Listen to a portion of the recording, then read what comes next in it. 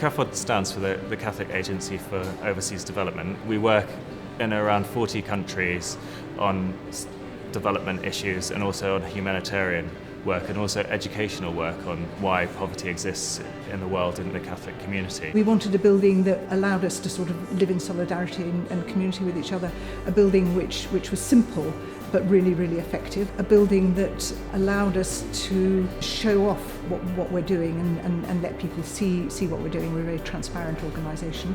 What we were doing was moving into what is a tight space. So there was a question overall whether we could achieve the office space that we want on this footprint. This footprint itself is a unique opportunity for us. We're a Catholic organisation and the land that we built on is part of the Catholic cathedral next door. So it was a real challenge to see if we could use what is a tight, triangular, irregular footprint to meet CAFOD's needs. One of the main things that attracted us to black architecture as a firm of architects in the building project was their creativity. That came across even when we were doing the interview process for choosing an architect. Their focus was really not at all on what the building would look like, but upon the functionality and how we'd use the building. Black architecture were very sensitive to what we wanted and how we worked. So when they first came, when we were still in the old building, they looked at how we did, they interviewed lots of people, they asked them what their aspirations might be for a new building, and then we worked up a sort of design concept from that, and then from that we actually designed the building itself. So they were obviously very conscious of the environmental issues and the economics of it all, but they were, really at the heart of it was the social aspects and how we worked together. Black started without designing an exterior of the building. They really spent a long time in the briefing process asking what we wanted, and we set some very stringent environmental standards. We asked for BREEAM excellent, and they were able to listen to that and apply it in a way we worked and continuously question it. The very first day we moved in, I remember people running up and down the stairs and saying, I've met people that I've not seen for years and years and years. So it's designed so that people work on different floors and have to go upstairs and downstairs to go and use the kitchens, to go and use the loos, things like that. And so they have to interact at that sort of very basic day-to-day kind of level. And then we have this lovely space up here where people come and have cups of coffee and have lunch and so on. The design of Romero House delivers a huge amount of value to CAFOD.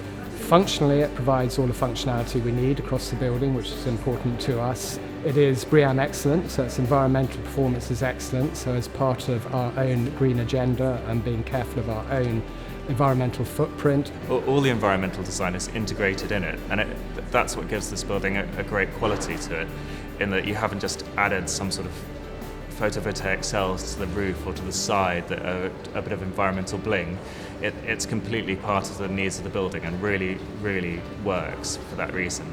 The environmental aspects of this building were a lot about designing the building around the staff and staff needs and how we work.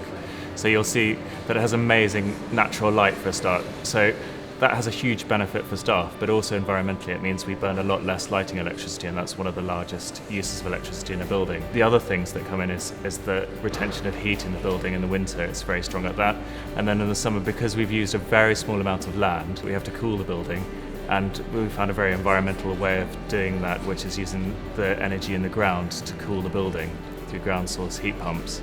And that's made a huge difference to the quality of the working environment. The other thing we kind of learnt about the building, which came across strongly from our architects, was that the environmental performance of the building doesn't really end when the architects have done their job and the engineers have done their job. It's about how we live in the building and how we use it.